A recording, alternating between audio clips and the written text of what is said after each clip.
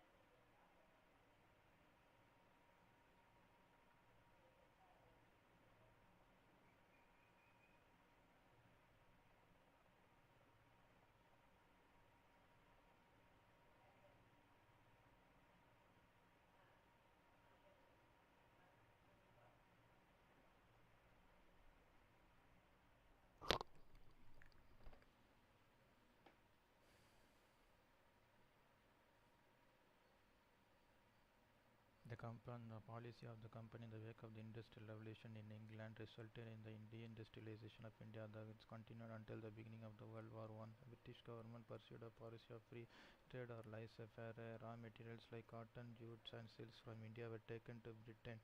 The finished products are made from those raw materials were then transported back to the Indian markets. Mass production with the help of technological advancement enabled them to flood the Indian market with their goods. Prior to the arrival of the British, India was known for handloom products. However, as a result of colonial policy, handloom products and handcrafts lost their domestic market as well as international. In the import of Indian articles into India through the US, cotton dressers, carpenters, blacksmiths, and shoemakers out of employment. India became procurement area for raw materials. The Indigo Revolt of 1859 to 16 Bengal was one of the responses from the Indian farmer to the oppressive policy of the British. Peasants were forced to accept meager amounts as advance and enter into fair countries. Once a peasant accepted, they had no option to but to grow indigo in his hat. Hoping that the authorities would redress their concerns, the peasants wrote several petitions to authorities and organized peaceful protests. As their plea went in vain, they revolted, refusing to accept any further advances and enter new contracts. Peasants, though, through the Indigo Revolt of 1859-60, were able to force the planters to withdraw from the northern Bengal.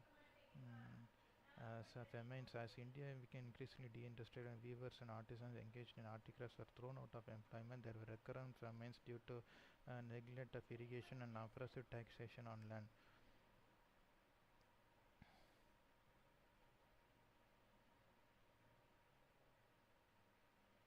The worries of famine prompted nationalist Dadabhai Naoroji to begin his lifelong investigations into Indian poverty. The failure of two successive months caused a severe famine in the Madras Presidency during 1876-78. The Viceroy Lytton adopted a hands-off approach similar to that followed in Orissa famine, and estimated 3.5 million people died in the Madras Presidency. Intentional labor. The introduction of plantation crops such as coffee, tea, sugar in empire colonies such as Ceylon, Sri Lanka, Mauritius, Fiji, Malaya, the Caribbean islands, and South Africa required enormous labor. In 1815, the governor of Madras received a communication from the governor of Ceylon asking for coolies to work on the coffee plantations. The Madras government forwarded this letter to the collector of Tanjore, who reported that the people were very much at the soil, and unless some incentive was provided, it was not easy for them to move out of the native soil. But the outcry of famines in 1833-1843 forced the people to work without any incentive from government. Education free in British India. Among the Hindus, Brahmins had the exclusive privilege to acquire higher knowledge and philosophical knowledge. They monopolized the education system and occupied positions in society, primarily priests and teachers. They studied in special seminaries such as Vijayalas and Chatusvatis. The medium of transcription was Sanskrit, which was considered sacred language. Another shortcoming of the system was that it barred women, lower caste, and other underprivileged people from accessing education. This emphasis on rote learning was another impediment to innovation. The colonial aided the spread of modern education in India for a different reason than educating and empowering the Indians to administer a large colony like India. The British needed a large number of people to work with them. With this, the English Education Act was passed by the Council of India in 1835. T.B. Macaulay drafted the system of education into India, importing English and modern education in India. Universities were established in Bombay, Madras, and Calcutta in 1857. The colonial government expected this section of education Indians to be loyal to British and act as the pillars of British Raj. T.B. Macaulay was India's first law member of Governor General Council from 1834 to 1838. Before Macaulay arrived in India, the General Committee of Public Instruction was formed in 1823, the responsibility to guide East India Company on matter of education. The Orientalist group advocated education in vernacular languages, whereas the Anglist group advocated Western education in English. Macaulay was on the side of Anglicism. Minute on Education wrote his famous Minute on Education in 1835. In this ministry, argued for Western education in English His intention was Indian blood and color, but English in taste, in opinion, morals, and in intellect. The British created an education Indian middle class or their own trend ends, but sneered at the Babu class. Role of educated middle class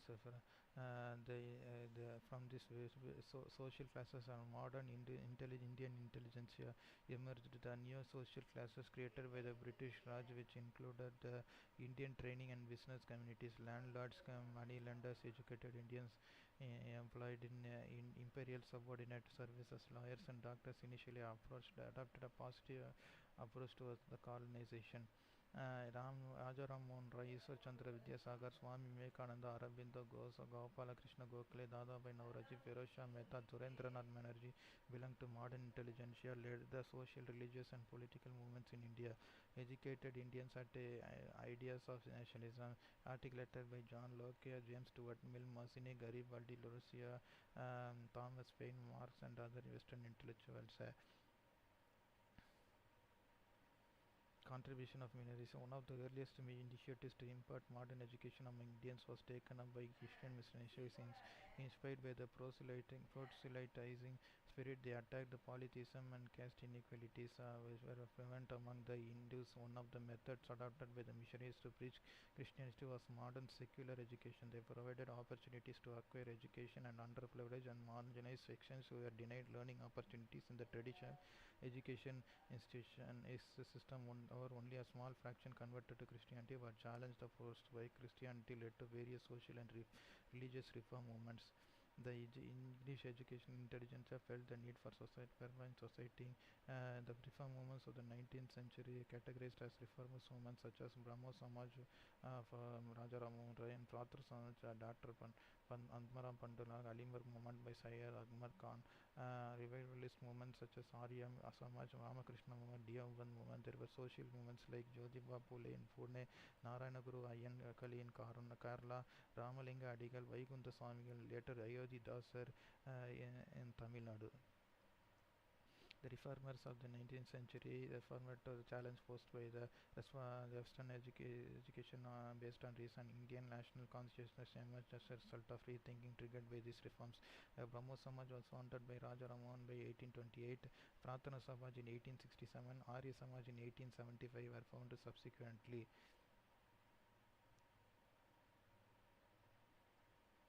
The memories of factors of rise of nationalism, memories of 1857, the outrages committed by the British army in putting down the remain unavenged. Officers who sat on court-martial swore that they would hang their prisoners guilty or innocent, and if they dared to raise his voice against such discriminatory vengeance, he was silenced by his angry colleagues. Persons condemned to death after the mockery of trial were often tortured by soldiers before their execution, while the officers looked on approvingly. It is worth recalling that Elphinstone, governor of Bombay Presidency, wrote to Sir John Rawlins, future Viceroy of India, 1864, about the British siege of Delhi during June-September 1857. All vengeance is being taken without distinction of friend or foe. As regards saluting, you have indeed surpassed Nadir Shah. The racial discrimination, the English followed a policy of racial discrimination. The system of exclusion of the Indians from higher social positions came to be looked upon as anti-Indian policy measure, and the resultant discontent of the Indian upper classes led the Indians to revolt against the British rule. Mm. Repressive as well as exploital measures. Repressing educations like Section 124A of the Indian Penal Code 1870, punishing attempts to excite disaffection towards the government, and the Vernacular Press Act 1878, censoring the press, evoked protests. Abolition of custom duty on cotton manufactured from England, and levy and excise duty on cotton fabrics manufactured in India created nationwide discontent. During the viceroyalty of Ripon, the Indian judges were empowered through Gilbert Bill to try Europeans, but in the face of resistance from the Europeans, the bill was amended to suit the European instance. The introduction of printing press in India was an event of great significance. It helped the people to spread modern ideas of self-government, democracy, civil rights, and industrialization. The press became the critic of the politics. Raja Raman's Rai's Sambat Kaumadi 1821 in Bengali and Miratul Akbar 1822 in Persian played a progressive role in educated people on issues of public importance. Later on, number of nationalist and vernacular newspapers came to be launched to build public opinion, and they did human service in fostering nationalist consciousness. Among them, Amrita Bazar Patrika, Bombay Chronicle Tribute, the Indian Mirror, Hindu, and Swadesh Mitran were prominent.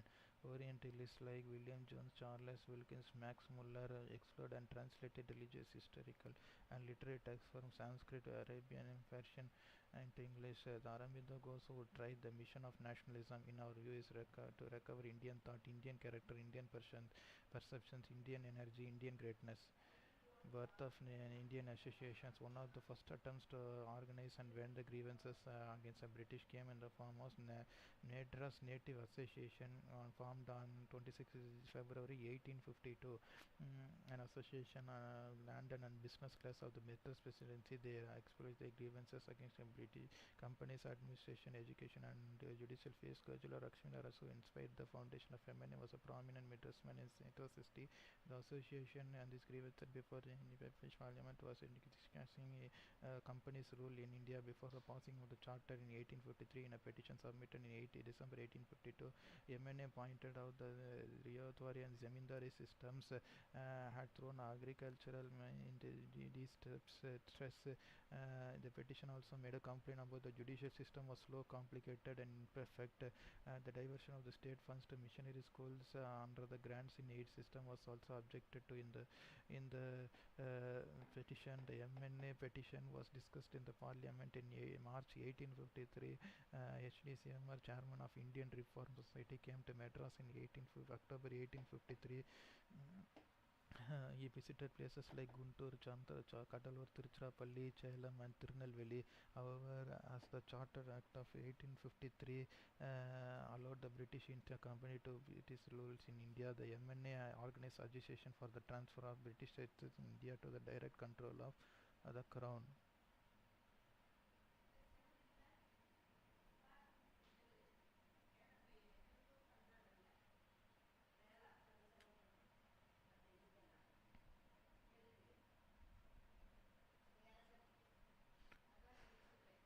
The MNA life of MNA was short. Akshim Narasu died in 1866, and by 1881 the association ceased to exist.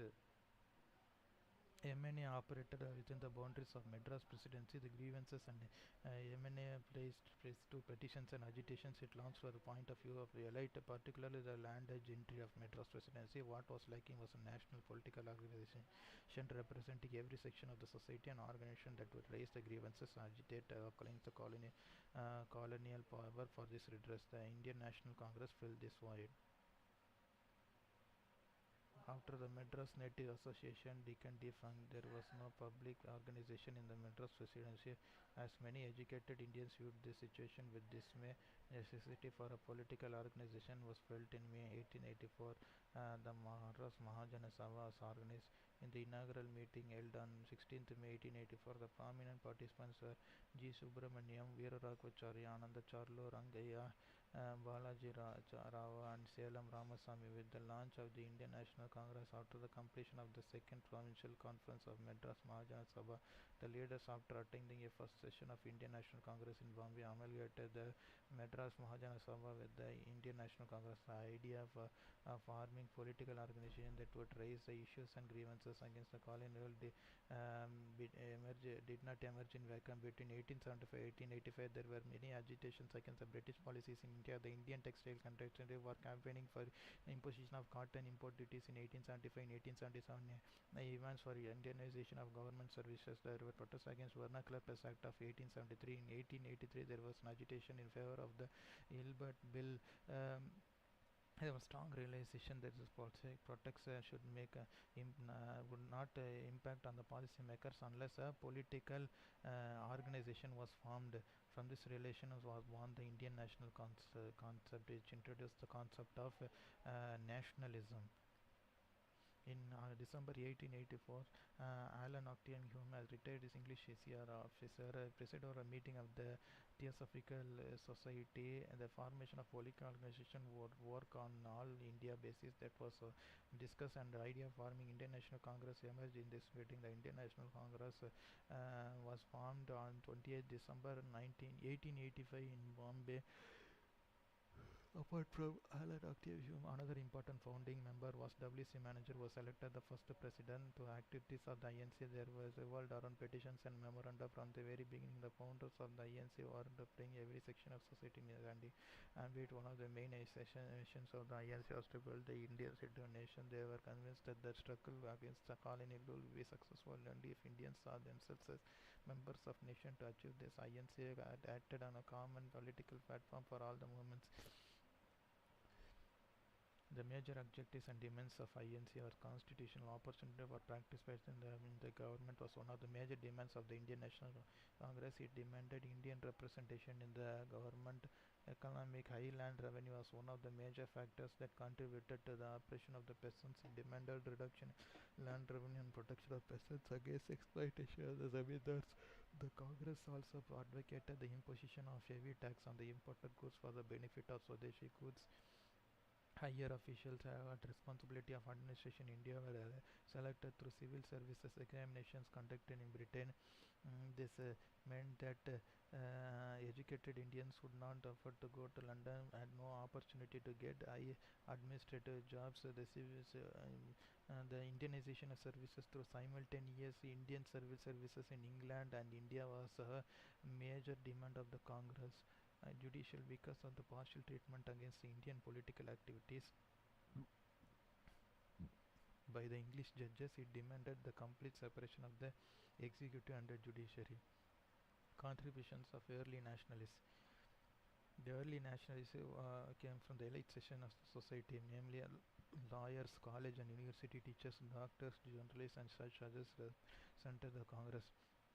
However, they came from different regions of the country, and this made INS a truly political national organization. These leaders of the INC adopted the constitution methods of representing petitions, prayers, memorandums, and returned the moniker of moderates. It was also the time sort of understanding about colonialism was evolving in India. There was no ready-made anti-colonial understanding available for reference in the late century when the INC was formed. It was the early nationalists who helped form the ideas we as a nation. They were developing the indigenous anti-colonial ideology, which helped the future mass leaders like M.K. Gandhi.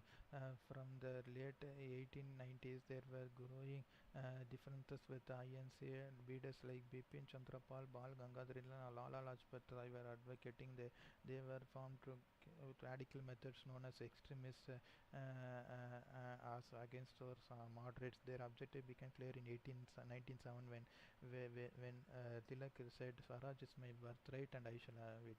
Tilak and his militant followers were now requesting Swaraj instead of economic or administrative um, reforms.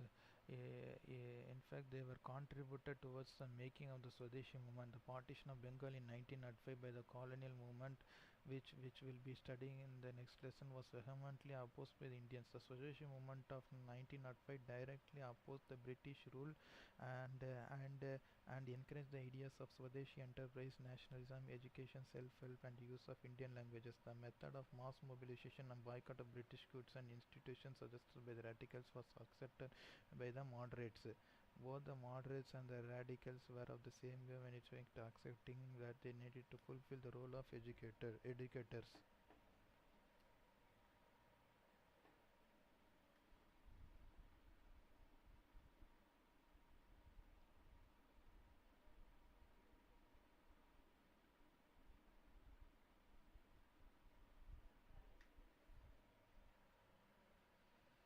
Both they tried to instill nationalist consciousness through various means, including the press. When the INC was founded in 1885, one third of the members were journalists, most stalwarts of the early freedom movement.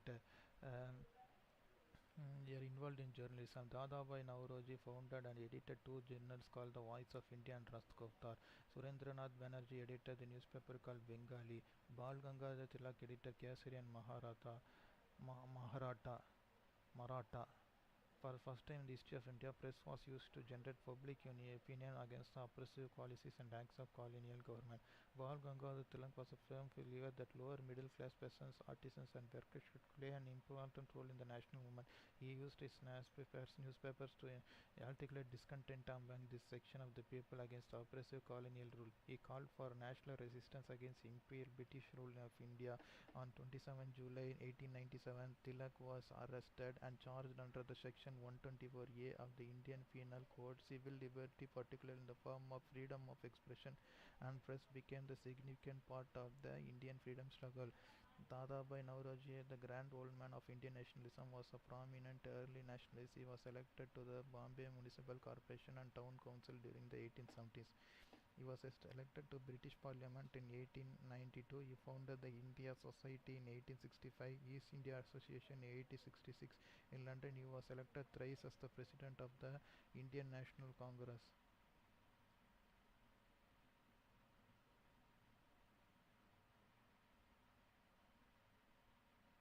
His major contribution was his book Poverty and Un-British Rule of the British in India 1901. In this book, he fought forward the concept of drain of wealth. In British India, taxes were collected in India were spent for the welfare of England. Aurangzeb argued that India had exported an average of 13 million worth of goods to Britain each year from 1835 to 1872, and with corresponding no return. The goods were in lieu of payments of profits to company shareholders living in Britain, guaranteed interest to investors and railways, pensions to retired officials, and generals interest for the money borrowed from England to meet war expenses for the British conquest of territories in India as well as outside India. Now, Nauroji asserted made up a loss of 30 million pounds a year.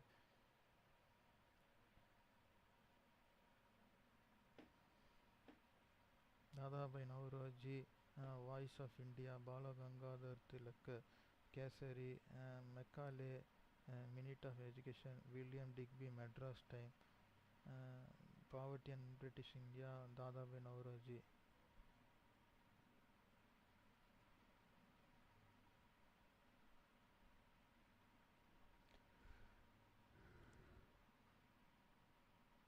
The first president of the Indian National Congress, but W.C. Banerjee.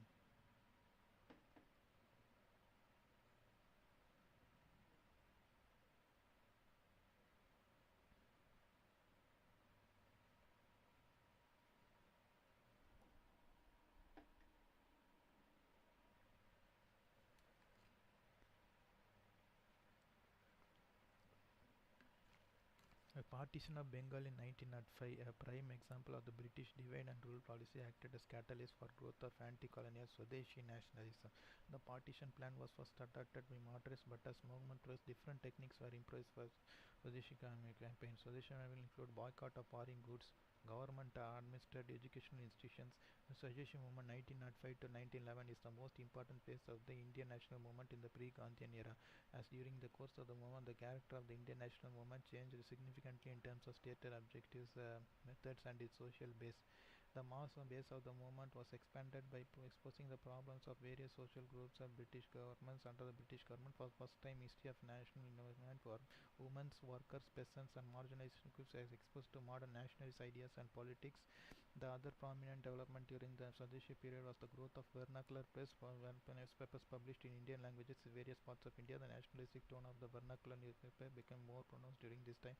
The role played by Swadeshi Mitran in Tamil Nadu, Kesari in Maharashtra, Yugantar in Bengal are a few examples. As the movement gained support among the people, the government passed a series of repressive acts such as the Public Meetings Act 1907, the Explosive Substance Act 1908, the Newspaper Incitement and Offence Act 1908, and the Indian Press Act 1910 to crush the national activities of any nature. One such measure was regarding and monitoring of public meetings which were considered a matter of judicial scrutiny. Shorthand was used by the police for the first time to record political speeches. In this lesson, while discussing the Bengal as well as the national series, the Swadeshi mechanism in Tamil Nadu, with particular focus role played by VOC, VV Subramaniam, Subramania Siva, and Subramania Bharati. On January 6th, 1899, Lord Curzon was appointed as the new Governor General and Viceroy of India. This was a time when the British unpopularity was increasing due to the impact of recurring famine and the plague. Curzon did little to change the opinion of the education Indian class. Instead of engaging with nationalist intelligentsia, he implemented a series of repressive measures. He reduced the number of elected representatives in the Calcutta Corporation 1899. The University Act of 1904 brought the Calcutta University under the direct control of the government. The Official Secrets Act 1904 was amended to curb the nationalist tone of the Indian newspapers. Finally, ordered the partition of Bengal in 1905. The partition led to widespread protests across India, starting a new phase of the Indian national movement. Madras Presidency as an administrative unit was indeed an unmanageable size. The necessity of partition was being discussed since the 1860s. The scheme of partition was revived in March 1919. In Assam, the person went on tour. He was requested by the European planters to make a maritime outlet closer to Calcutta to reduce their dependence on the Assam-Bengal railways. Following this, in December 1903, Curzon drew up a scheme in his minutes on territorial distribution of India, which was later modified and published in the Risley newspapers. This report gave two reasons in the support of partition: relief of Bengal and the improvement of Assam. The report, however, concealed information on how the plan was originally devised for the convenience of British officials and the European businessmen. From December 1903 to 1995, this idea of transferring or reshuffling some areas from Bengal was changed to a full-fledged plan.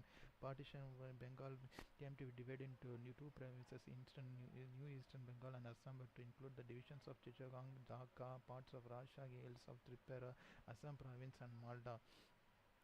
The intention of Curzon was to suppress the political activities against the British rule in Bengal and to create a Hindu-Muslim divide. The government intentionally ignored the alternative proposals presented by the civil service, particularly the idea of dividing Bengal on linguistic basis. Curzon rejected this proposal. This would further consolidate the position of the Bengali politicians. Curzon was adamant as he wanted to create a clearly segregated Hindu and Muslim parts. There is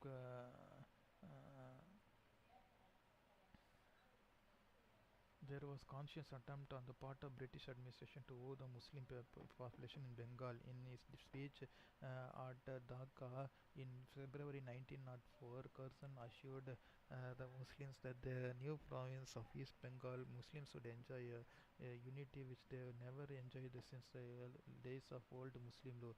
The partition, instead of dividing the Bengali people along the religious line, united them. Perhaps British administration had underestimated the growing feeling of Bengali identity among the people, which cut across caste, religion, religion, and regional barriers. By the end of the 19th century, a strong sense of Bengali unity had developed among the large sections of the society. Bengali language had acquired literary status with Babindranath Tagore as the central figure. The growth of the regional language newspapers played a role in building the narrative of solidarity. Similarly, recurring remains unemployment with the slum and the economic growth generated an anti-colonial feeling. Anti-partition movement. Both the militants and moderates were critical of the partition of Bengal ever since it was announced in December 1903, but the anti-partition response by leaders like Surendranath Banerjee, K.K. Mitra and Prithvish Chandra Ray remained restricted to players and petitions. The objective was limited to influencing public opinion in England against partition. However, despite this widespread resentment, the partition of Bengal was officially declared on 19th July 1905.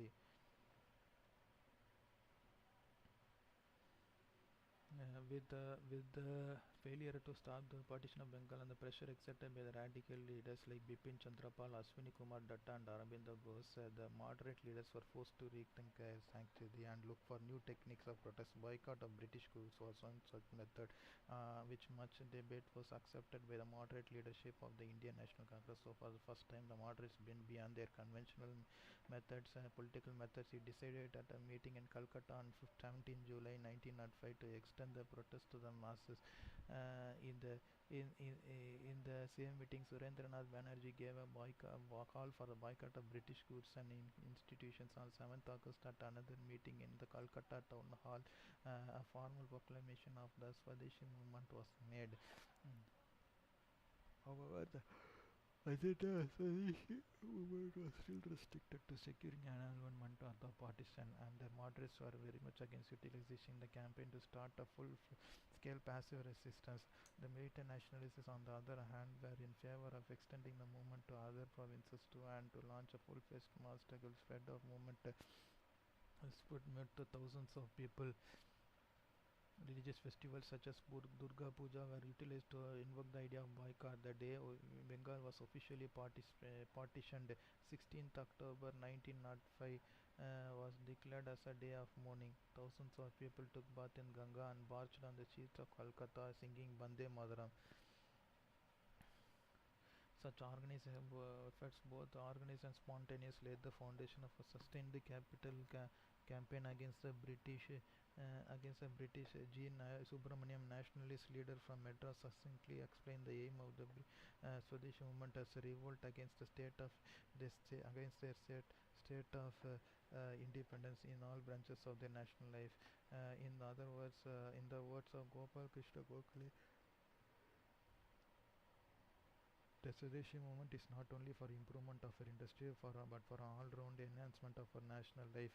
As the movement progressed, different definitions of Swadeshi appeared. However, larger part of the movement of Swadeshi and boycott was practiced as an anti-colonial political agitation and not as a viable method to achieve dignity and freedom in life, a definition which will later be infused with the entry of Mahatma Gandhi.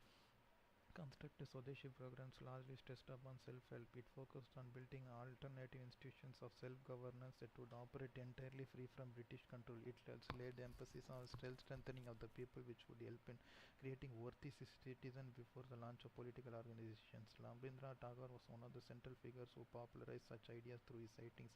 He outlined the constructive program or Atma Shakti, self-help. Tagore called for economic self-development. He says that education should be provided in Swadeshi languages. He also made a call for utilizing Melas fairs to spread the message of Atma Shakti. This became the creed of the whole of Bengal, and Swadeshi stores sprang all over the place, selling textiles, handlooms, soaps, earthenware, matches, and leather goods.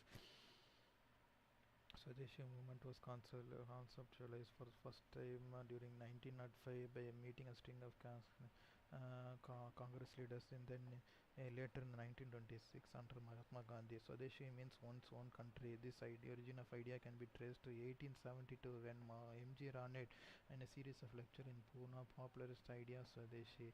In 1920s, Gandhiji gave a new meaning to the idea of Swadeshi by kindling it in the fulfillment of duty that all Indians owe to the land of their birth. The idea of education in vernacular language made its appearance much before the Swadeshi movement with the foundation of Dawn Society by Satish Chandra Mukherjee in 1902. On 5th November 1905, at the initiative of the Dawn Society, the National Council of Education was formed. In August 1906, Bengal National College and School were founded. A passionate appeal was made by Satish Chandra to the students who come out of institutions of slavery. Such efforts, however, failed to attract many due to the bleak job prospects. The other successful methods of mass mobilization was the formation of the Samitis, corps of volunteers. The Samitis were engaged in range of activities such as physical and moral training of members, philanthropic work during famines, epidemics, propagation of Swadeshi method during festivals, and organization of indigenous arbitration courts and schools. But by its very nature, boycott was passive action, and its aim was to refuse to cooperate with the British administration. But these mass mobilization efforts failed to flourish as they could not extend their base among the Muslim peasantry and the depressed classes. Most of the Samitis recruited from the educated middle class and the upper caste. Besides this, the Swadeshi campaigners often applied coercive methods, both social and physical. For instance, social boycott of the purchasing foreign goods was common and taken up through caste associations and other nationalist organizations.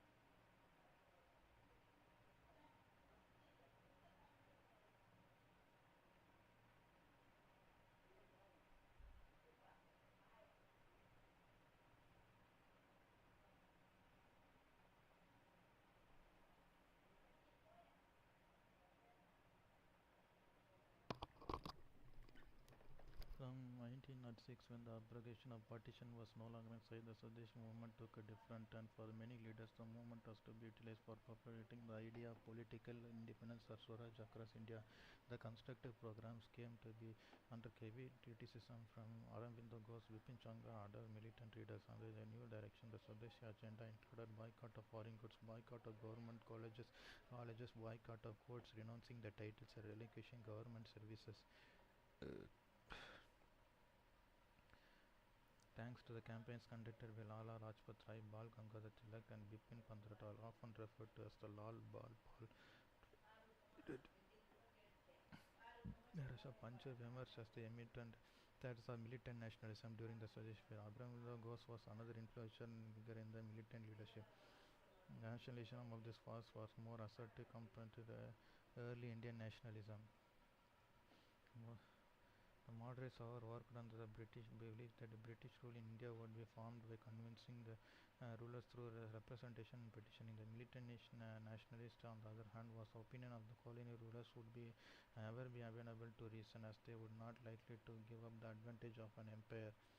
Militant nationalism also changed the structure of political pressure from the earlier force of public opinion of educated Indians to the protesting masses. The continuity was evident in the inability to transcend the peaceful method of struggle, and for the most parts of nationalism remained tied to the idea of non-violence. One of the common goals of the militant leaders was to achieve Swaraj or self-rule. Swaraj was restricted to the Indian control of the administration or rule by the natives, but not total severance of relation according to Tilak. In Bipin's Papal's rule uh, Chandra was Swaraj was the attaining of complete freedom from any foreign rule. Um, the, the, the other point of departure of the militants from moderates was the rising extremism in Bengal, Punjab, and Maharashtra. Moderates were critical of the reckless revolutionaries, militant nationalists were sympathetic towards them.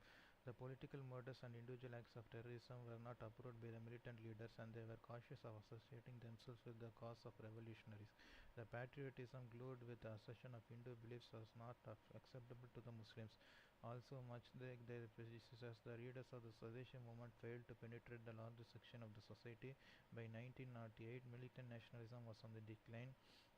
The Surat split of 1907 was another contributed factor to this decline. Surat split, the tensions between the militants and moderators were pronounced with the appointment of Lord Minto as the new Viceroy to India in 1906.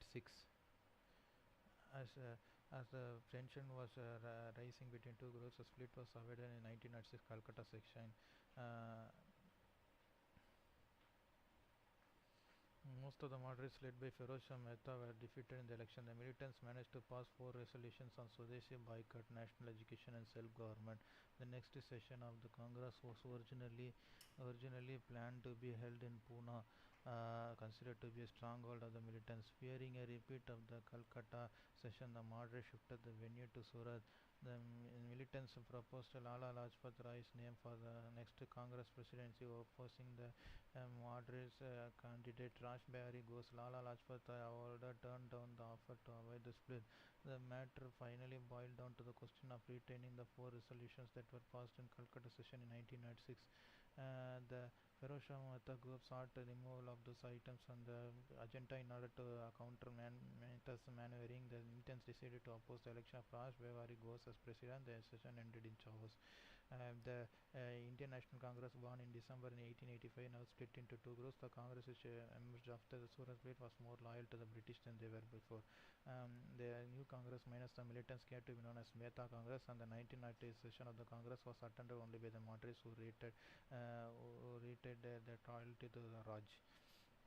Around 1998, the decline of the militant nationalism and the rise of revolution activities marked an important shift from non-violent methods to violent action.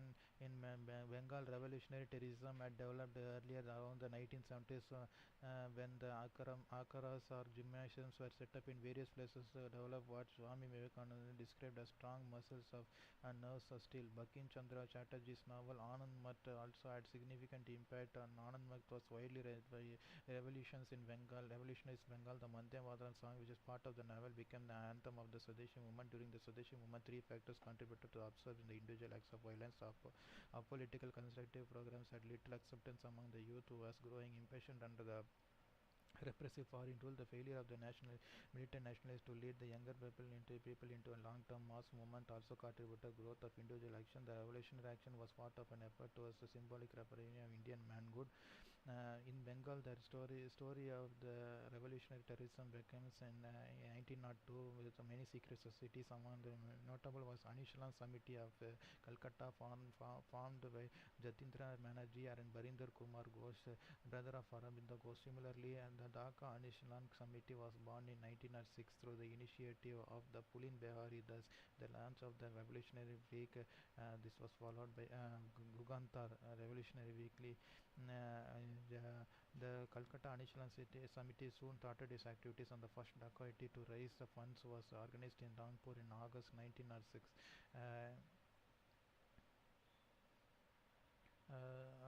After his return, Hemu Chandra Kanungo went abroad to get military training in Paris. After his return to India in 1908, he established a bomb factory along with a religious school at a garden house in Maniktala. In the same garden house, young inmates underwent various forms of physical training, releasing classical Hindu texts and reading literature on revolutionary movement across the world. A conspiracy was hatched to kill Douglas Kingford, notorious for his cruel ways of dealing with the Swadeshi agitators. Two young revolutionaries, 18-year-old Khudiram Bose and 19-year-old Prafulla Chakki, were entrusted with the task of carrying out the killing. On 30th April 1908, they mistakenly threw a bomb on the carriage that instead of killing Kingford will kill the two Englishmen. Prafulla Chakki committed suicide, and Khudiram Bose was arrested and hanged for the murder. Aurobindo Ghosh, along with his brother Barinder Kumar Ghosh and 35 other comrades, were arrested. Chittaranjan Das took up the case. It can be known as the Balimpur bomb case. The judgment was there was no evidence to show that Aurobindo Ghosh was involved in any conspiracy against the British rule. Ghosh was acquitted of all the charges. Barinder Kumar Ghosh and Ulaskar Dutt were given a penalty, later transmitted to transportation for 5 years, being condemned to transportation for life. The year-long hearing of Haripur base made a great impact and portrayed the nationalist revolutionary series to the general public. After his acquittal, Aurobindo Ghosh took to a spiritual path and shifted his base to Pondicherry, where he stayed until his death in 1950. The idea of bringing an armed revolution envisaged by Aurobindo Ghosh never materialized. The reason for the gradual decline in the revolutionary activities in Bengal was a combination of government repression and alienation from the people. Besides this, revolutionary terrorism suffered from certain social limitations too. At the cost of revolutionaries were drawn to three upper castes: Brahmin, Kayastha and Vaishya. In December 1908, Minto Morley constitution reforms were announced. Moderates welcomed the reforms, however, they soon realized that there was any shift in power, hardly any shift in power. Measures taken by Minto were highly divisive, institutionalized communal electorates, creating Hindu-Muslim divide. Besides, the colonial government also introduced repressive acts such as Newspaper Incitement to Offence Act 1908. The act empowered the magistrate to confiscate the press property which published objectionable material, making it difficult to publish anything critical of British rule. The Indian Press Act 1910 made it mandatory for publishers to printers to deposit a security that in the case could be seized in case they printed obnoxious material. The Indian Criminal Law Amendment Act allowed summary trials and also imposed a prohibition of association dangerous to the public peace. Even with the widespread repression, the charm of revolutionary action never disappeared from the Indian national movement. The center of activities moved from Bengal to Uttar Pradesh and Punjab. Swadeshi movements in Tamil Nadu, notably in Tirunelveli district, generated a lot of attention and support, while the Swadeshi movement in Tamil Nadu had an all-India favor with active anger against the British rule remaining the common thread. It was also underpinned by Tamil pride and constitution. There was a deep divide in Tamil Nadu Congress between the moderates and extremists. Initially, the movement was more of a reaction to the partition of Bengal, and regular partition meetings were held to protest the partition. The speakers in such meetings spoke mostly uh, spoke mostly in a vernacular language to an audience that included students, lawyers, and laborers.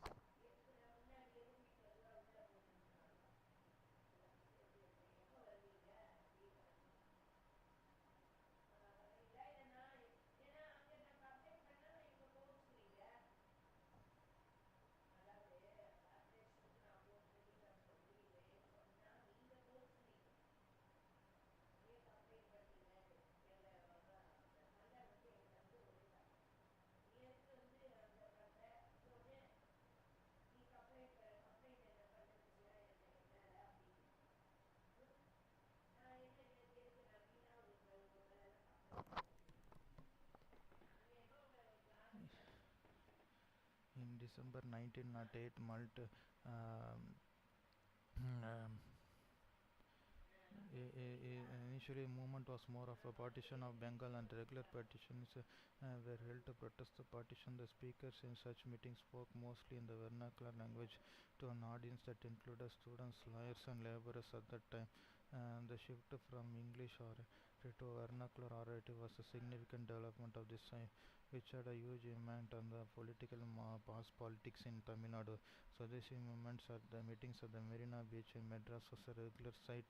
The Moore Market Complex in Madras was another venue utilized for such gatherings. During the period 1905 to 1907, there are political reports calling students dangerous and their activities as seditious. Europeans in public places were greeted by the students with shouts of Vande Mataram.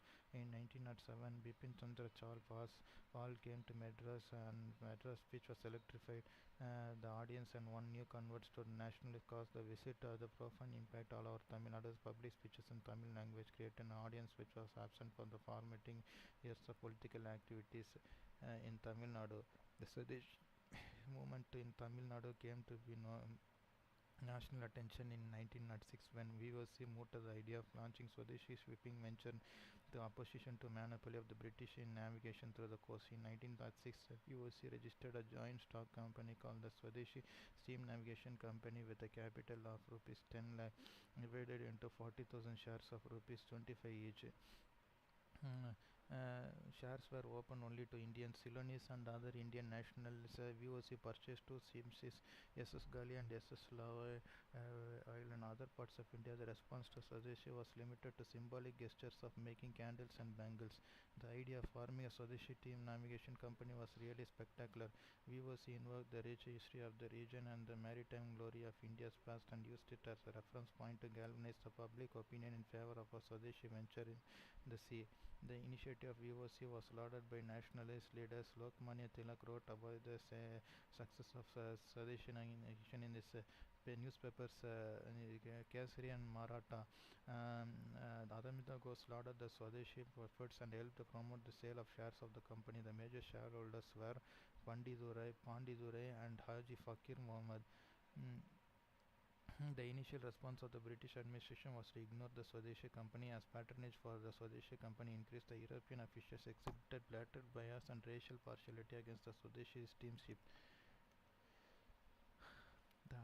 After attending the session of the Indian National Congress, VOC on his return decided to work on building a political organization. While looking for an able orator, he came across Subramania Siva, a Swadeshi feature. From February to March 1907. Both the leaders addressed the meetings daily on a daily basis at the beach in Tuticorin, educating the people about the Swadeshi and boycott campaign. Meetings were attended by thousands of people. These public gatherings were closely monitored by the administration. In 1908, the abject working and living conditions of the coral milk workers attracted the attention of the VOC and Siva. In the next few days, both leaders addressed the milk workers. In March 1908, the workers of the coral cotton mills, inspired by the address, went on strike. It was one of the earliest organized labor agitations in India. The strike of the milk workers was fully backed by the nationalist newspapers. The mill workers, however, did not budge. To further increase pressure on the workers, the leaders prohibited from holding any meetings in Tuticorin. Finally, the mill workers decided to negotiate with the workers and concede to their demands. For instance, Aravindo Ghosh Bande Mataram hailed the strike, forging a bond between the education class and masses, which is the first great step towards Swaraj. Every victory of Indian labor is a victory for the nation. Subramania poet. Subramania Bharati, poet and nationalist. The growth of newspapers both in English and Tamil language aided the Swadeshi movement in Tamil Nadu. G. Subramaniam was one among the leaders to use newspapers to spread nationalist messages across a larger audience. Subramaniam, along with 5 others, founded the Hindu in English, Padesimitran, which was the first ever Tamil daily. In 1906, a book was published by Subramaniam to condemn the British actions during the Congress conference in Barsal. Swadeshi Mitran extensively reported nationalist activities, particularly the news regarding the VOC and his speeches in Tuticorin. Subramania Bharat became the editor of Swadeshi Mitran at the time 1904 when the Indian nationalism was looking for fresh direction. So Bharati was also electing Chakravartini, a Tamil monthly dedicated to the cause of Indian women. Two events were a significant event of Subramania Bharati. A meeting in 1905 with Sister Nivedha Rishi, woman and disciple of Vivekananda, who is referred to as Gramini. The journey within the Congress on the nature of engagement of the British will also contributed factor discuss alien militants radicals and medicancy of the British want to follow the constitution method, but they had little doubt in his mind that the British will have to be challenged in fresh effort. For instance, his fascination with the Silla grew after the Surat Nation of the Congress in 1907.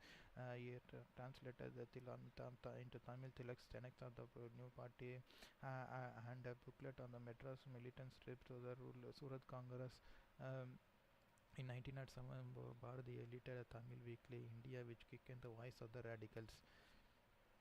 On March 9, 1907, Bipin Chandra Pal was released from prison after serving a 6-month daily jail sentence. The Swadeshi leaders planned to celebrate the ladies of his Deas Cheragia and Tirunelveli. The local administration refused permission. VOC and Subramani Siva and Pandit Padmanabha Iyer defied the bank went again. They were arrested on March 12, 1908 on charges of sedition.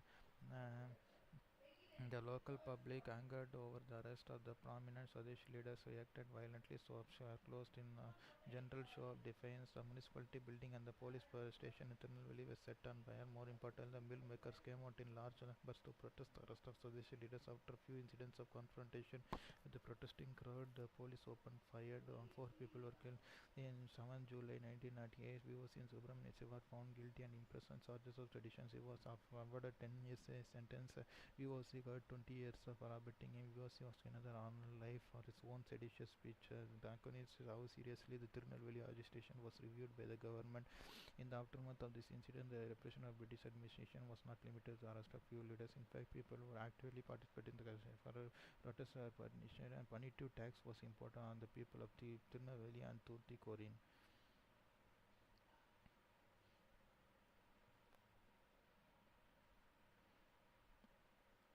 Repression of the Swadeshi efforts in Tuticorin and the subsequent arrest and humiliation of the Swadeshi ministers generated anger among those. Plan was such to avenge the Tirunelveli incident. Sustained campaign of the newspapers about the repression of the British administration also played a decisive role in people's anger against the administration. In June 1911, the collector of Tirunelveli, the Robert Ashe, was shot dead at the Maniachi railway station by Vanjinathan.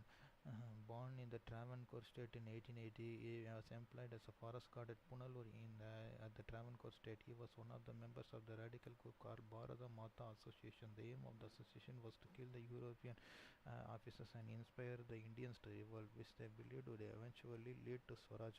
Vanjinathan was trained in the use of a revolver as part of the mission by V.V. Subramaniam program in Pondicherry. After shooting Ashe at the Maniachi Junction, Vanjinathan shot himself with the same pistol. During the course of the trial, the British government was able to establish that VVS and other political exiles in Pondicherry was in close and active association with the accused in the Ashe murder conspiracy. The colonial administration grew more suspicious with the Pondicherry groups and their activities. Such an atmosphere further curtailed the possibility of nationalist propaganda and their activities in Tamil Nadu. As a fallout of the repressive measure taken by the colonial government, the nationalist movement in Tamil Nadu entered a period of lull, and some sort of revival happened only with the Home Rule movement in 1916.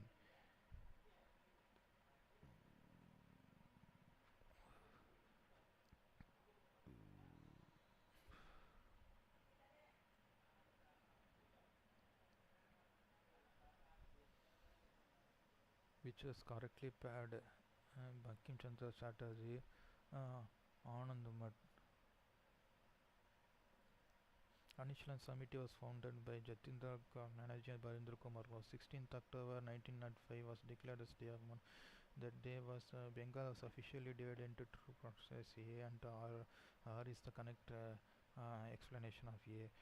VOC established in administration committee, and true he wanted to oppose monopoly of British true. Which of the following is not true about Subramania Bharati? Ramani Bharati's Guru Mani was Lady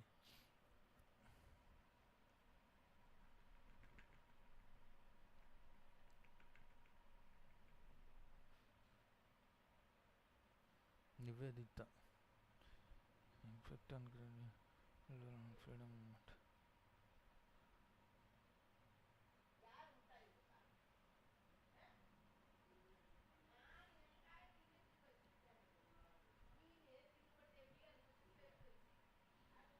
We may recall that foreigners such as Hume played a vital role in our freedom movement in the early stages. That Annie Besant played a similar role on the early part of the 20th century. Besant was Irish by birth and had been active in the Irish Home Rule, Fabian Socialist and British birth control movements while in Britain.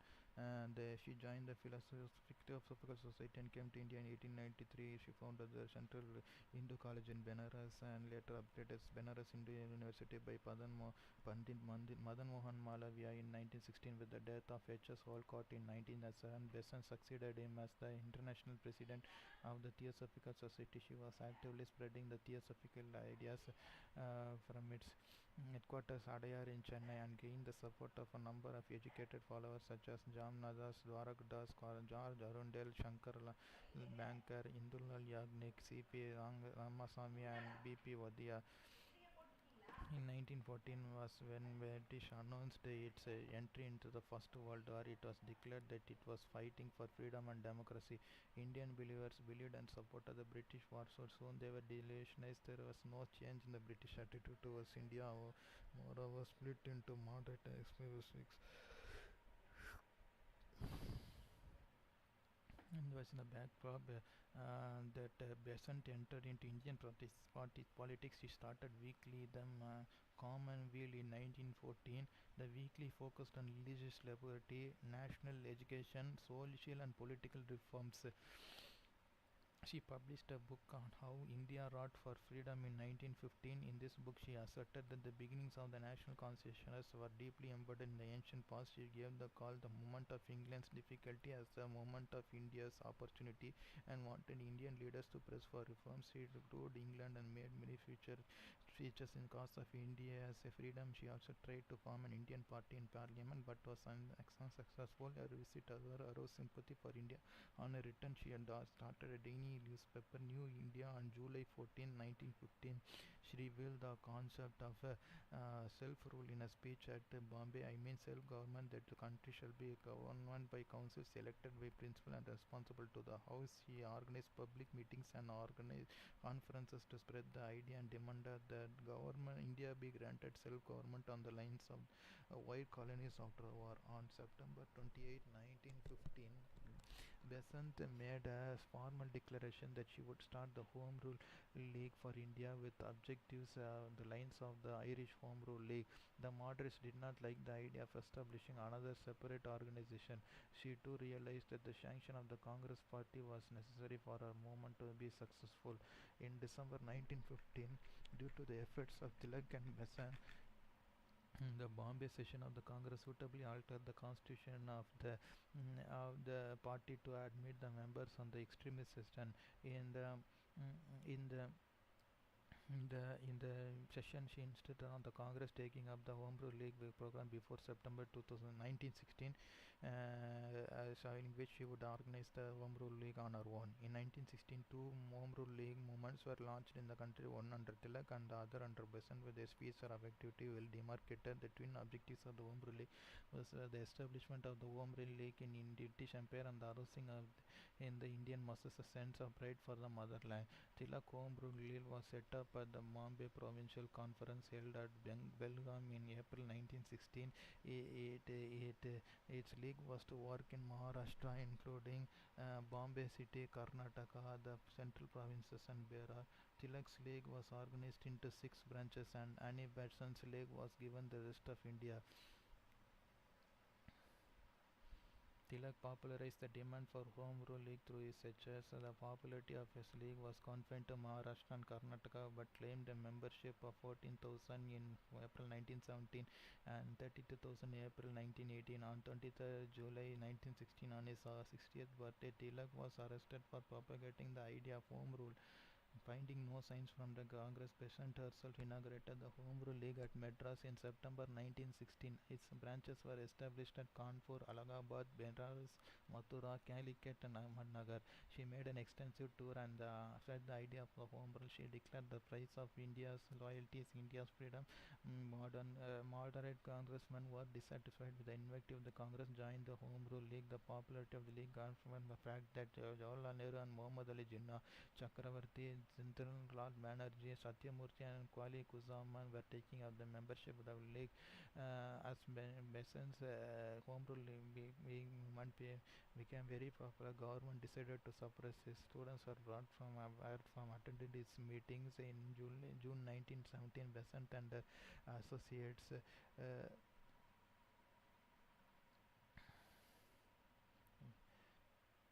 B.P. Wadia and George Arundel were entered in Uttarakhand. The government's represented the supporters, and with renewed determination, they began to resist to support Besant. Sir Subramanian renounced his knighthood, and Surendranath Banerjee, who had earlier stayed away from the Orient, enlisted themselves at the AICC meeting convened on 28 July 1917.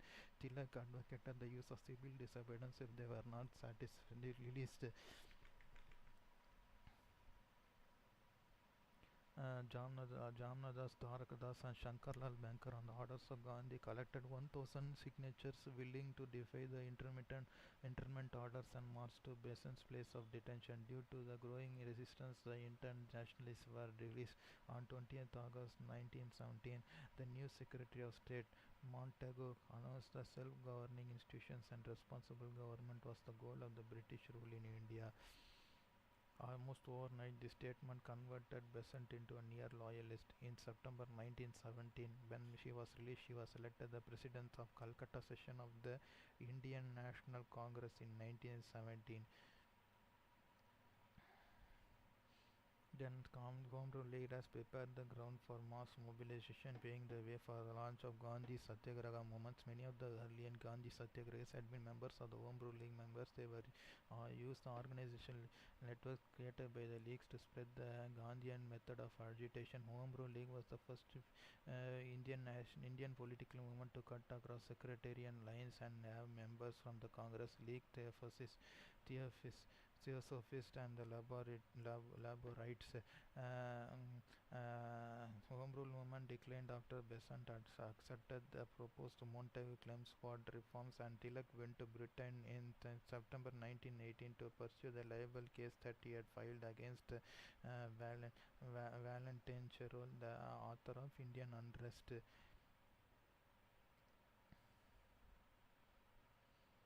The Indian Home Rule League was renamed as Commonwealth of India League and used to lobby British MPs in support of self-government India within the empire or dominant status across the lines of Canada and Australia. It was transformed by V.V. Krishna Menon into the India League in 1929.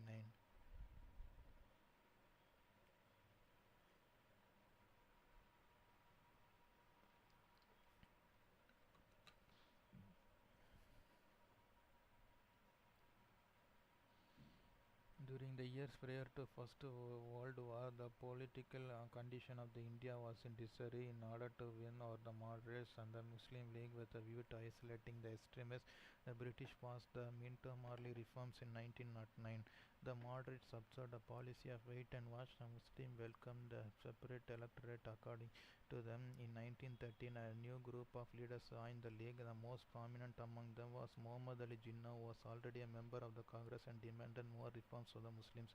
The First World War provided the objective conditions for the revolutionary activity in India. The revolutionaries wanted to make use of Britain's difficulty during the war to their advantage. The Ghadar movement was one of its outcome. The First World War had a major impact on the freedom movement. Once the water theatre moved to East Asia and Africa, the British were forced to look for Indian support. In this context, Indian leaders decided to put pressure on the British government for reforms. The Congress and the Muslim League had their annual session in Bombay 1915 and spoke on similar terms.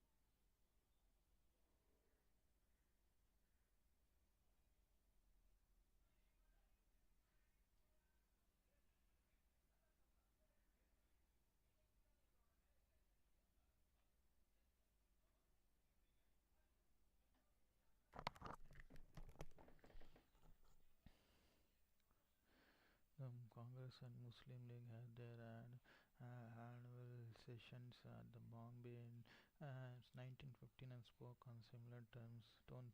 In October 1916, the Hindu and Muslim elected members of the Hindu Imperial Legislative Council addressed a memorandum to the Viceroy on the post-war reforms. The British government was on Congress and the League met at Calcutta in November 1960 and deliberated on the memorandum. Lala Hardayal, who settled in San Francisco, founded Pacific Coast Hindustan Association in 1913 with Sohan Singh Bhakna as its president. The organization was popularly called Gaddar Party. Gaddar means rebellion Urdu. The members of this party were largely immigrant seats of US and Canada. The party published a journal called Gaddar. It began publication from San Francisco on November 1st, 1930. Later it was published in Urdu, Punjabi, Hindi and other languages. The Ghadar movement was an important episode in India's freedom struggle. A ship named Komagata Maru, built with Indian immigrants, was turned back from Canada. As the ship returned to India, several of its passengers were killed or arrested in a clash with British police. The Tilak and Besant were advocating parallel to this. Tilak and Besant were advocating home rule. Due to their efforts, Bombay session accepted back the extremist session, and consequently the constitution of the Congress was altered. In 1916, there was a history here since the Congress, Muslim League and the Home Rule League held their annual sessions at Lucknow. Ambika Charan Mazumdar, Congress president, welcomed the extremists after 10 years of painful separation.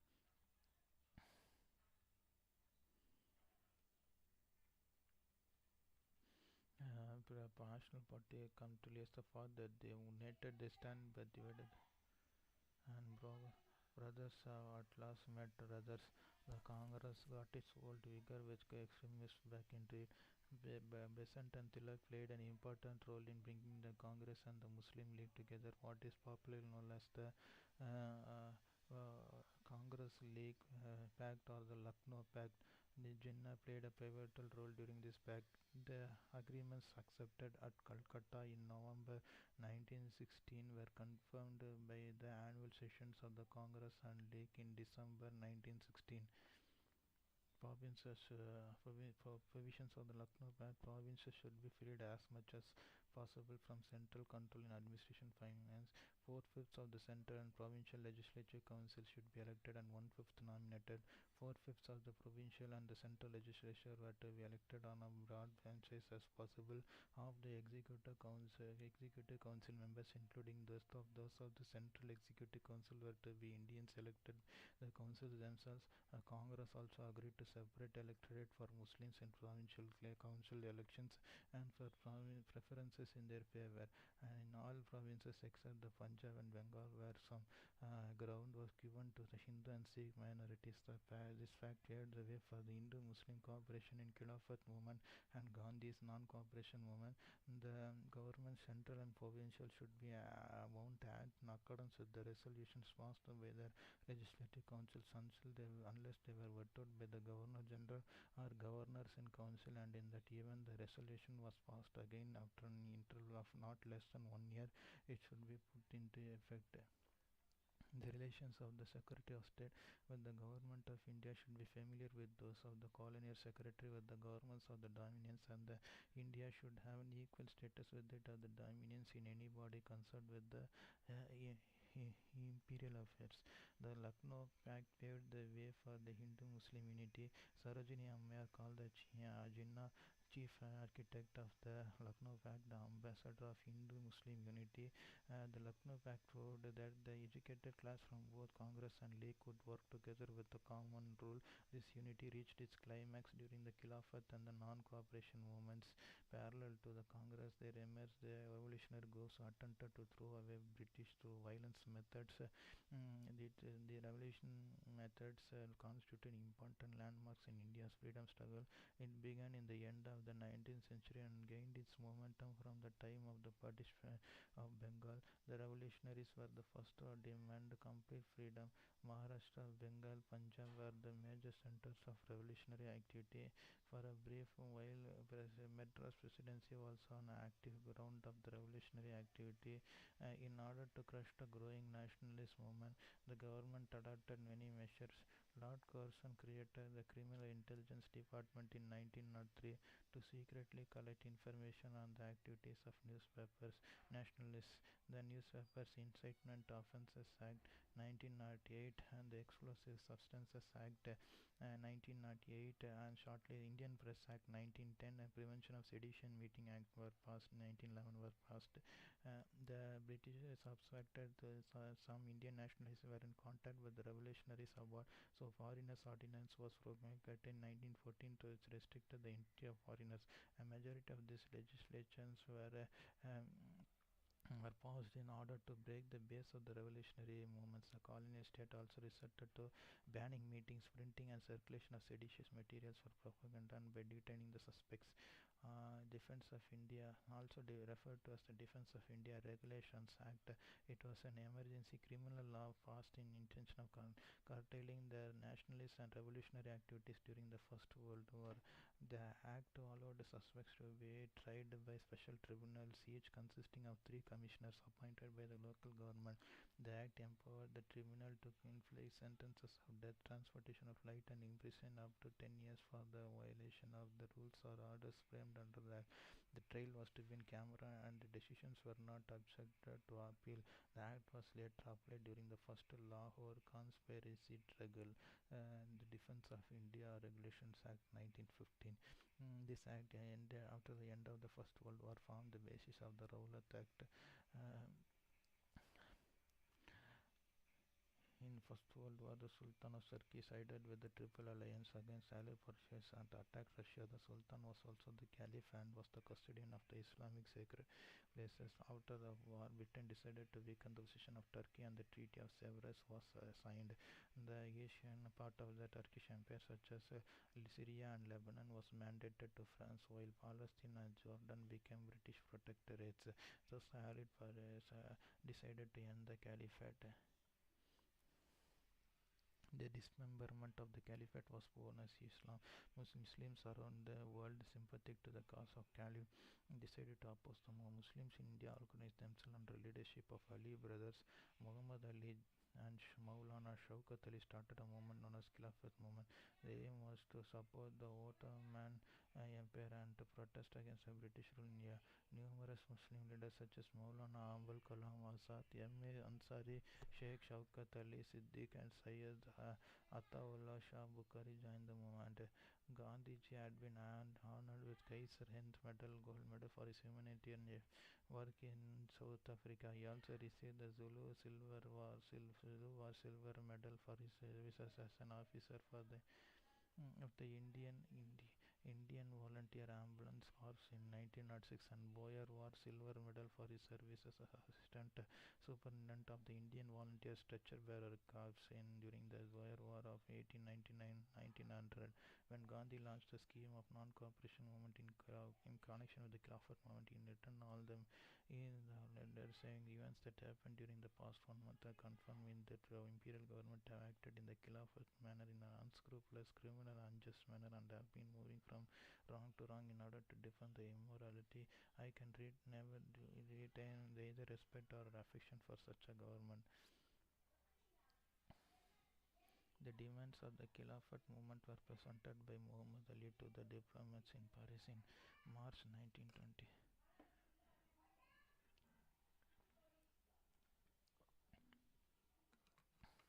The Sultan of Turkey's position of Caliph should not be disturbed.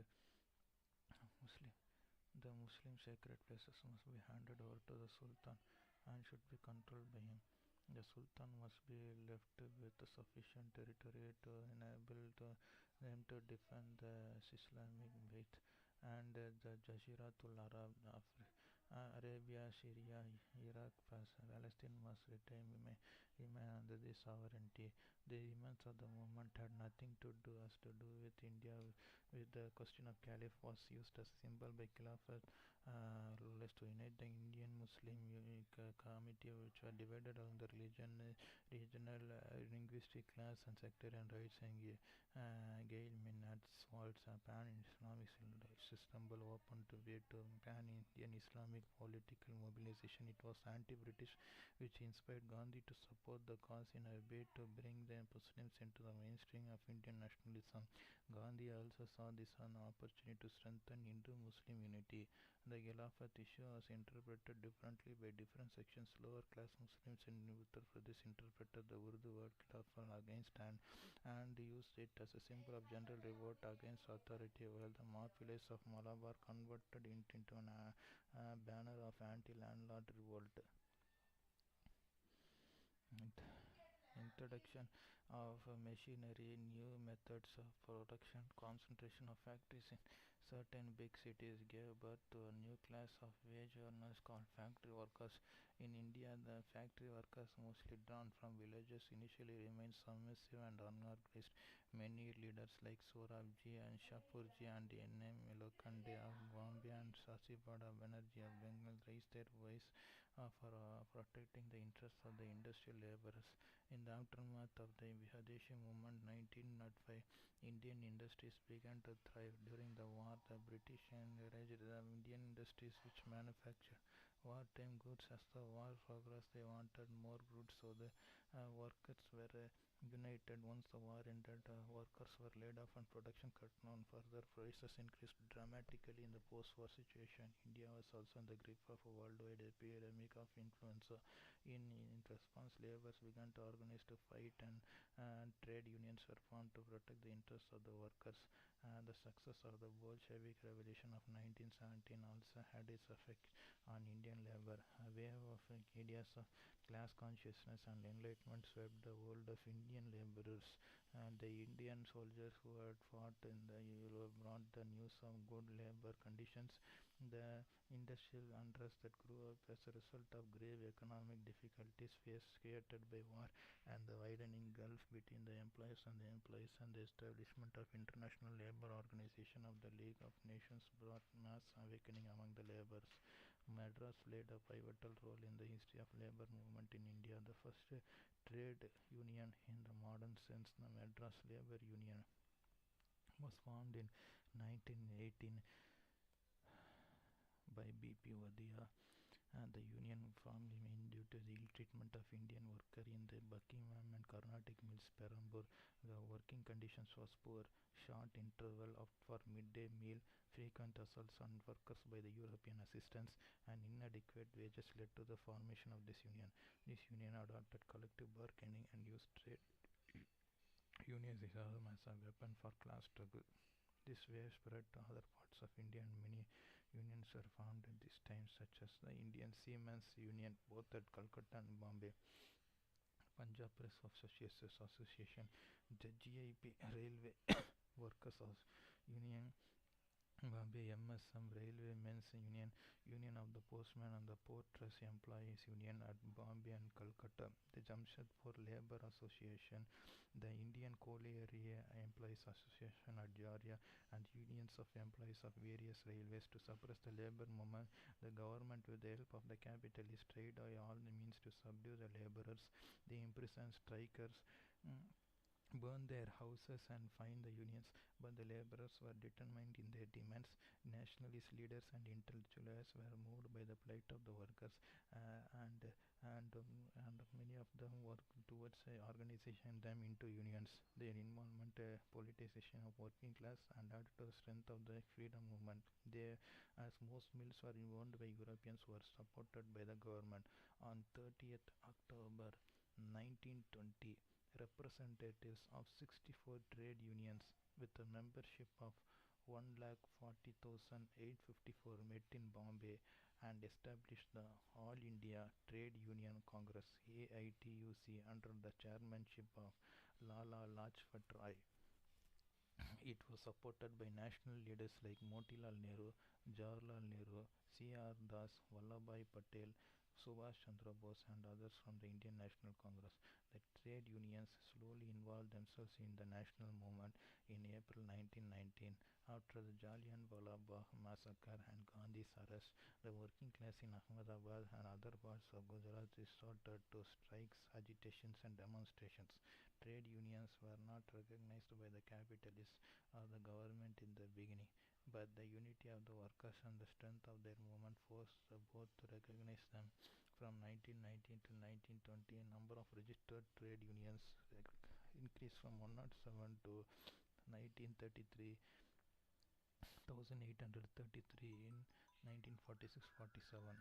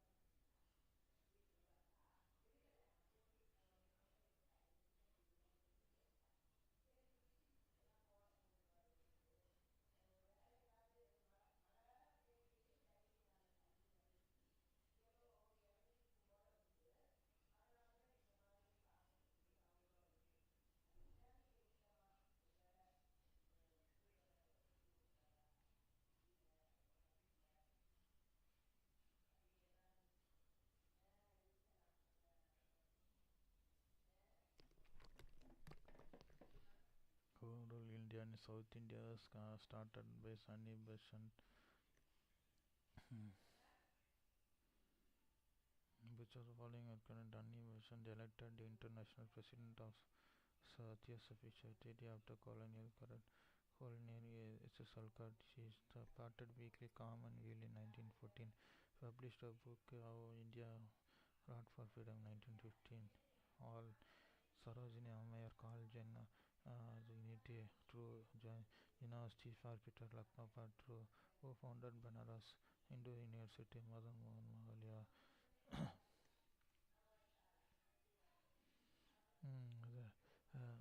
The accusation 1916 noted for Congress acceptance or leaks began demand for separate electorates.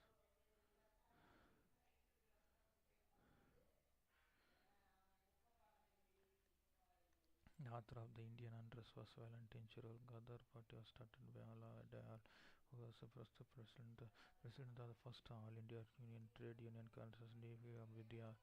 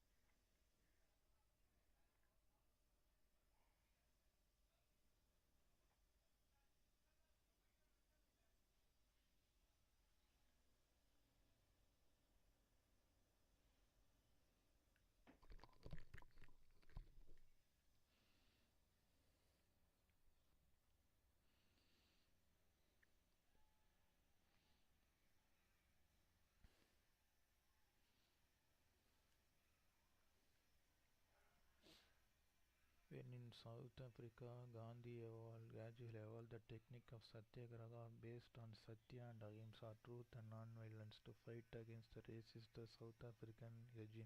Even while resisting evil and wrong, a satyagrahi had to be at peace with himself and not hate the wrongdoer. A satyagrahi would willingly accept suffering in the course of resistance, and hatred no place in the exercise. Truth and non-violence would be weapons of the brave and fearless and not cowards. For Gandhi, there was no difference between precept and practice, faith and action. Champaran movement 1917. The first attempt at mobilizing the Indian masses was made by Gandhi on an invitation by peasants of Champaran. Before launching the struggle, he made a detailed study of the situation. Indigo cultivators of the district Champ in Bihar were severely exploited by the European planters who bought the peasants to compulsory grow indigo on lease on 3/20th of their fields and sell it at the rates fixed by the planters. This system squeezed the peasants and eventually reduced them to penury. Accompanied by local leaders such as Rajendra Prasad, Mazarul Haq, Acharya Kripalani, and Mahadeva Desai, Gandhi conducted a detailed inquiry. The British officials ordered Gandhi to leave the district, but he refused and told the administration that he would defy the order because it was unjust and faced consequences. Subsequently, an inquiry committee with Gandhi also as a member was formed. It was not difficult for Gandhi to convince the committee of the difficulties of the poor peasants. The report was accepted and implemented, resulting in the release of the indigo cultivators of the bondage of European planters who gradually had to withdraw from Champaran itself. Mill workers' strike and Gandhi's fast at Ahmedabad 1918. Thus, Gandhi met with his first success in his homeland. The struggle has enabled him to closely understand the condition of peasantry. The next step at mobilizing masses was at the workers of the urban center, Ahmedabad. There was a dispute between the textile owners and the mill owners. He met both parties, and when the owners refused to accept the demands of the lower paid workers, Gandhi advised them to go on strike, demanding a 35% increase in their wages. To bolster the morale of the workers, he went on fast. The workers' strike and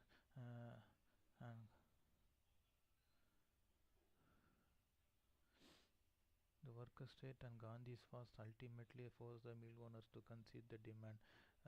Geda struggle 1918. The peasants of Geda district, due to the failure of monsoon, were in distress. They had appealed to the colonial authorities for remission of land revenue during 1918. As per government's famine code, in the event of crop yield under 25% of the average, the cultivators was entitled for remission, but the authorities refused to arrest them, demanding full payment.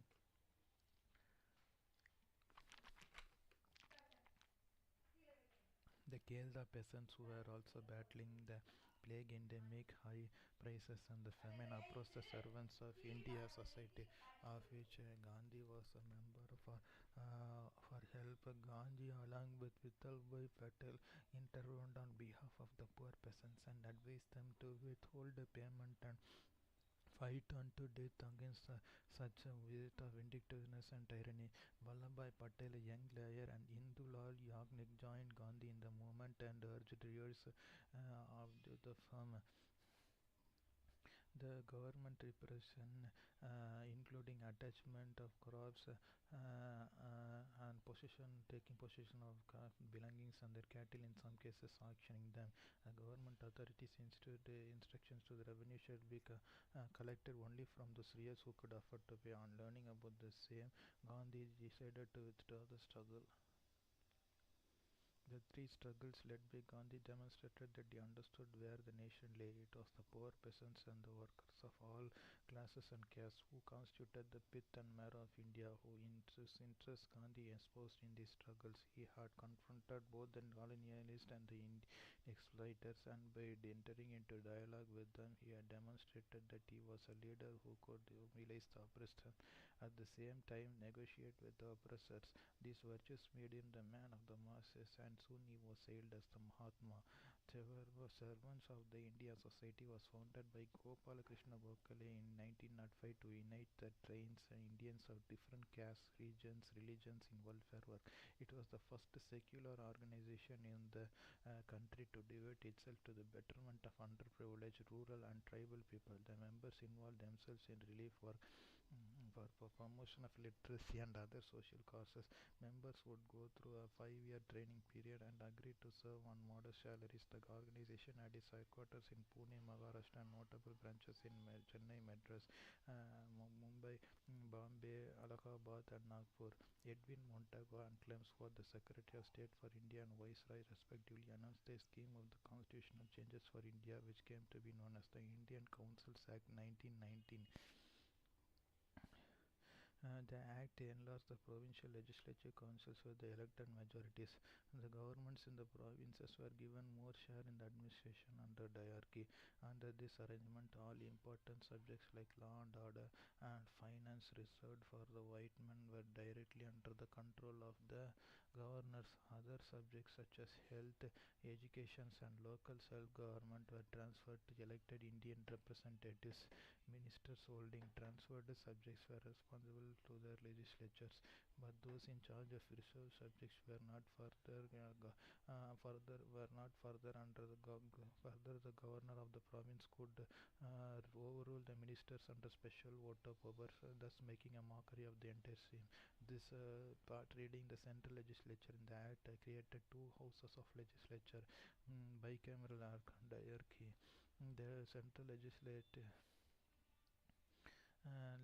the Central Legislature Assembly was to have 41 nominated members out of a total of 144, and the upper house, known as the Council of Arms.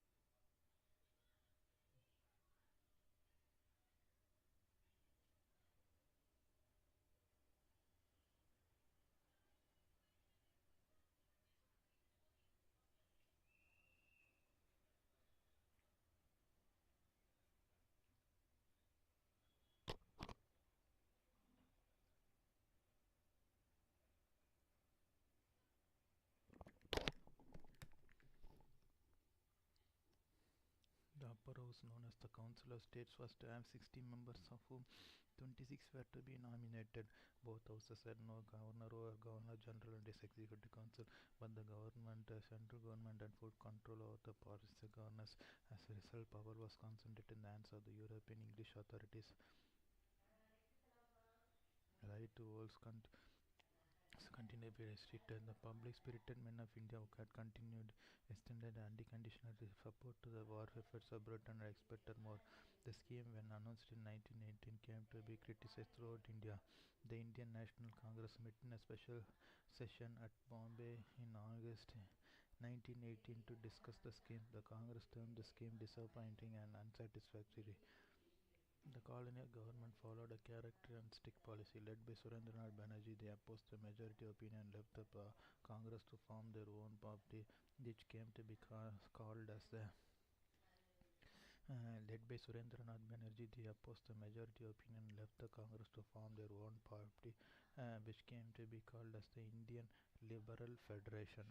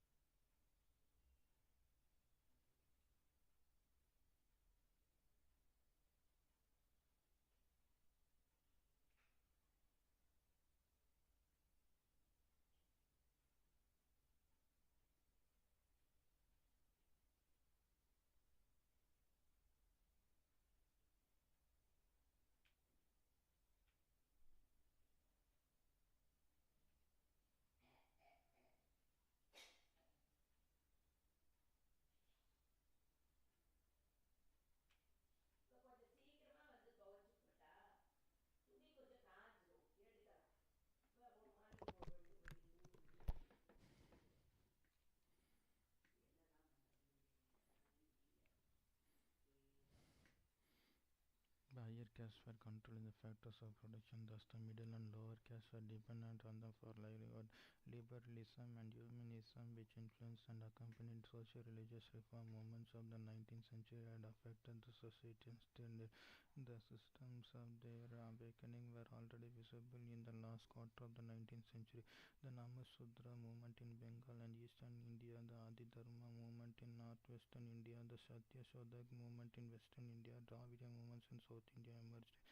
It first manifested itself through the Jyotirao Phule's book 1872 titled Gulamgiri. His organization Satya Shodak Samaj underscored the necessity to relieve the lower caste from the tyranny of Brahminism and the exploitative switches the colonial administrators and the education institutions that were established indirectly facilitated their origin added to the growing influence of Brahmin upper caste men in the colonial times. In whatever opportunity was open to natives, the colonial government published census reports once a decade. These reports clarify as on the basis of social precedents as recognized by native public opinion. These census were a source of conflict between the castes. There were claims and counterclaims as the leaders of caste organizations for preeminence, and many started new caste associations. These attempts were further helped by emerging the political scenario. More than a recognition, many of them here started providing education of the caste breadth and helped their educated youth in getting jobs. In the meantime, introduction of electoral politics in the 1880s gave fillip to such organization. Two trends emerged out of the non-Brahmin movements. One was called process of Sankritanization of the lower caste, and the second was radical pro-poor and progressive peasant labor movements. While the northern and eastern movements were by and large were Sanskritic, the western and southern movements split by and absorbed by the rising nationalist Dravidian left movements. However, all these movements were critical of what they called Brahmin domination and attacked their monopoly and pledged the government through their associations for justice. In Bombay and Madras, presidency's clear-cut Brahmin monopoly in the government services and general cultural area led to non-Brahmin politics. The pattern of the movement in the south was a little the Brahmin monopoly was quite formidable, as with only 3.2% of the population, they had 72% of the graduates. They came to be challenged by educated and trading community members of the non-Brahmin caste. They were elitist in the beginning, and their challenge was articulated by the non-Brahmin manifesto issued at the end of 1916. They asserted that they formed the bulk of the taxpayers, including a large majority of the zamindars, landlords, and agriculturists, yet they received no benefits from the state. The colonial government made use of the genuine grievances of the non-Brahmins to divide and rule India. This was true with the Brahmanetra Parishad and the Justice Party of Bombay and Madras presidencies respectively. At least till 1930, both the regions had some social radical possibilities, as could be seen in the emergence of a radical Dalit Bahujan movement under the leadership of Dr. Ambedkar and self-respect movement under the leadership of Periyar Ramasamy. The nationalists were unable to understand the democratic content in the awakening among the lower strata of the Indian society, while a section of nationalists simply ignored the stirrings. Majority of them, particularly so-called extremist radicals, were opposed to the movements. A few of them were even hostile and labeled them as stooges of British anti-national, etc. The early leaders of the non-Brahmin movement were in fact using the same tactics as the early nationalist leaders in dealing with the colonial government. Rowlatt Act was part of the British policy of rally the moderates and isolate the extremists. That in the Indian Councils Act of 1919 and the Rowlatt Act of the same year was promulgated throughout the world. The war expressive measures against the terrorists and the revolutionaries had continued. Many of them were hanged or imprisoned for long terms. As the general mood was restive, the government decided to arm itself with more repressive powers. Despite every elected member of the central legislature opposing the bill, the government passed the Rowlatt Act in March 1919. The act empowered the government to imprison any person without trial. Gandhi and his associates were shocked. It was Satyagraha Sabha founded by the Gandhiji which led to disobey the act first in the place of old agitation methods. Such meetings boycott of foreign cloth and schools, picketing of Tali Shah's petitions and demonstrations. A novel method was adopted. Now Satyagraha was the weapon to be used with the wider participation of labor, artisan and peasant masses.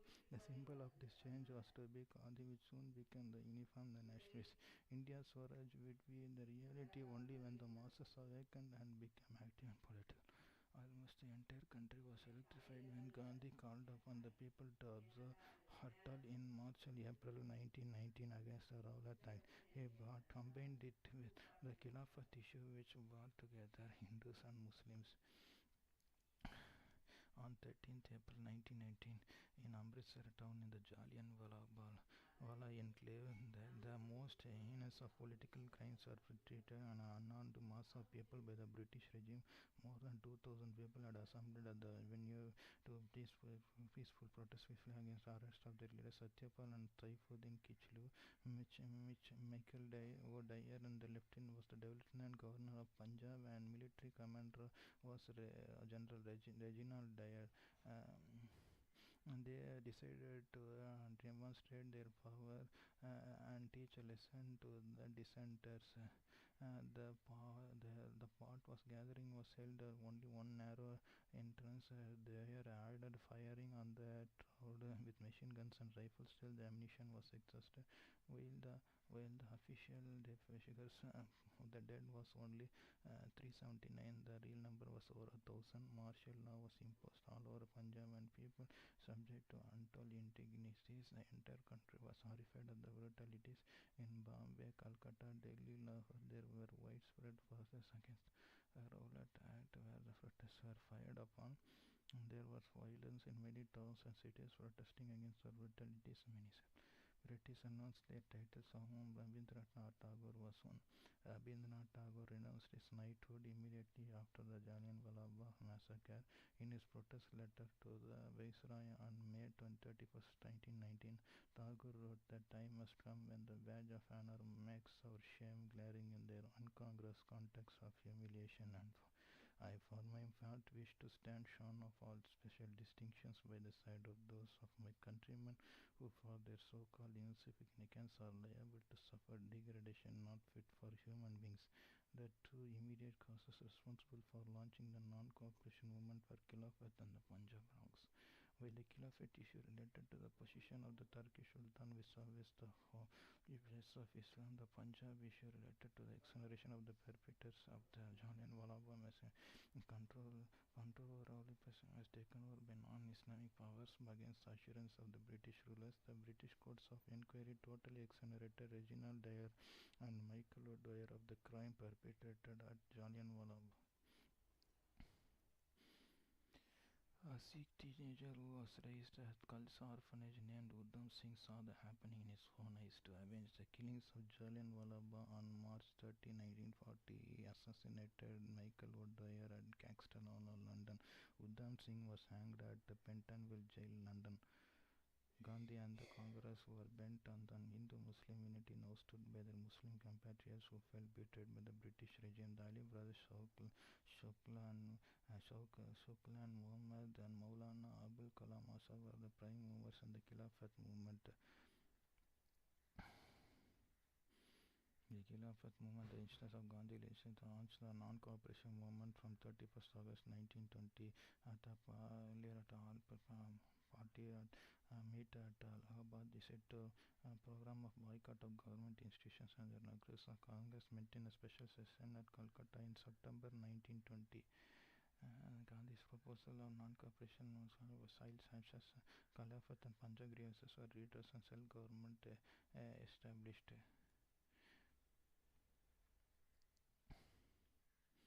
The regular Congress session held at Nagpur in 1920 endorsed the earlier resolutions. Another important resolution at Nagpur was to recognize and set up linguistic provincial Congress committee, which drew a large number of workers movement in order to broad-base the Congress. The workers were to reach out the villages and enroll the villagers in the Congress on a nominal fee of 4 annas per paise, 25 paise. The overall character of the Congress underwent change, and in an atmosphere where a large majority of the masses could develop a sense of belonging to the nation and national struggle developed.